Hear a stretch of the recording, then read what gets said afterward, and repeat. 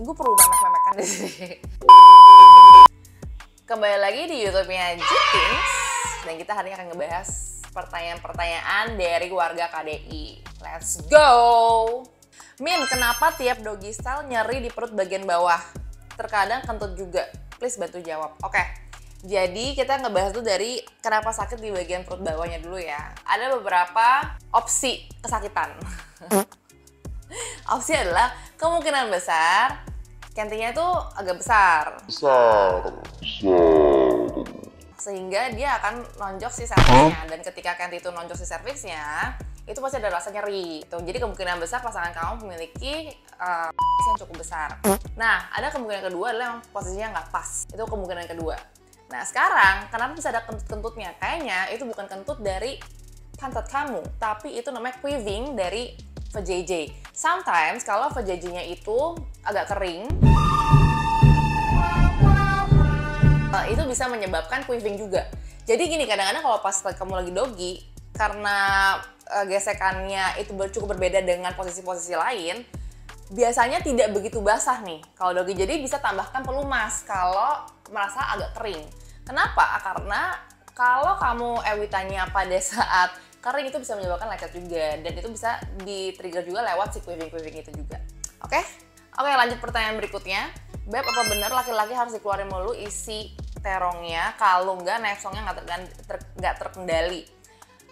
Pertama, nafsong itu dikendalikan oleh pikiran ya. Jadi set aside mau dikeluarin atau enggak, ini pengendalian nafsu itu nggak melulu dari fisiknya, tapi secara mental dan secara emosional juga ya. Nah, terus soal kenapa harus dikeluarin, kalau laki-laki tuh ya at least banget menurut gue sebulan sekali. Kalau nggak bisa kanker prostat, say. Oh no! Gitu. Pertanyaan berikutnya. Sex toys tuh ada expirednya nggak sih, atau selama bisa nyala bisa pakai terus? Oke, ini pertanyaan menarik. Tergantung, menurut aku tergantung kamu beli di mana dan mereknya apa, silikonnya seperti apa, kualitas silikonnya seperti apa.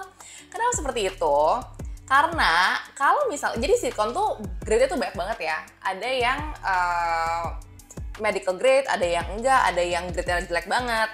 Jadi kalau kamu belinya silikonnya kebetulan bagus, dia akan umurnya akan agak lebih panjang. Dan bahkan ya seperti yang kamu bilang, kayak bisa dipakai selama bisa nyala. Nah, silikon yang nggak bagus itu seperti apa sih? Silikon yang ketika sudah cukup lama, dia tuh meleleh. Meleleh gimana? Bisa meleleh sampai ledes di laci kamu misalnya, atau dia tuh meleleh dan menyerap banyak sekali debu-debu yang meskipun kamu cuci sampai berkali-kali pun dan disikat pun, dia tidak akan bisa bersih sempurna karena pori-pori dari silikon itu ada pori-porinya, sehingga ya nggak bisa dipakai lagi lah. Kalau aku bilang, aku tidak menyarankan untuk dipakai lagi karena itu bisa menyebabkan infeksi di dalam. Pertanyaan berikutnya, normal nggak ya punya dildo padahal seksualnya aktif sama pasangan? Oke, mungkin kita harus mengerti dulu konsepnya love instrument di dalam hubungan kita dengan pasangan juga. Apakah love instrument ini sebagai pengganti buat kamu? Itu pertanyaan-pertanyaan yang kamu bisa jawab dengan sendirinya. Dan kamu harus tanyakan itu ke diri kamu sendiri.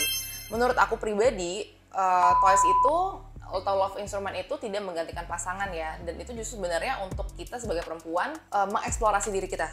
Jadi ketika kita mengeksplorasi diri kita tahu titik-titik mana aja sih yang nikmat di tubuh kita bisa mengkomunikasikan ini ke pasangan kita, supaya pada saat berhubungan bersama pasangan justru lebih nikmat lagi, karena kamu udah tahu titik-titiknya, kamu share ke pasangan kamu, terus kamu jadi punya hubungan yang makin berbasis di ranjang gitu. Jadi tergantung sama kamu ya pribadi.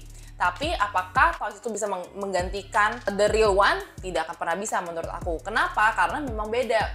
Ini toys itu adalah benda mati. Tapi kalau bersama pasangan ada permainan emosional, ada gesekan badan, ada gesekan yang lain, ada keringat yang netes, ada pelukan, ada ciuman, yang itu tidak akan pernah bisa tergantikan oleh toys. Jadi jangan sampai merasa toys itu bisa menggantikan hubungan relationship gitu. Oke? Pertanyaan berikutnya, emang kalau sering ewita jadi longgar ya, Min? Oke, kita berikan dulu konsepnya gini ya. Vagina itu adalah otot. Ya, bayangkan otot ya, kayak otot tangan kita gitu.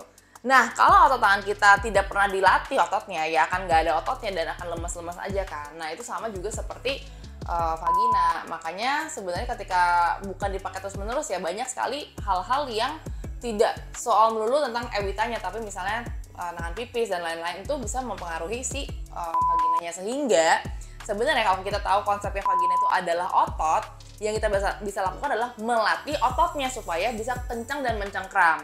Nah, salah satu caranya dengan menggunakan Kegel Ball. Kegel Ball itu ada dua, ada yang lebih berat, ada yang lebih ringan kayak gini ya. Jadi ada perbedaannya juga. Nah, Kegel Ball ini fungsinya untuk mengencangkan otot. Dipakainya dimasuk ke dalam vagina, lalu dilatih otot vaginanya untuk mencengkram supaya ini jangan sampai jatuh. Jadi ibaratnya gini, kalau vagina kamu longgar nih, dia akan molos aja serot gitu kan, bisa jatuh. Tapi kalau misalnya kamu sedang melatih otot, sehingga gini loh, misalnya ya, nggak kelihatan nih. Nah, jadi otot kamu harus megang supaya dia itu si Kegel Ball-nya tuh itu tidak jatuh gitu loh. Nah, ini fungsinya untuk melatih si otot vagina. Nah, apa gunanya pada saat untuk hubungan seksual itu?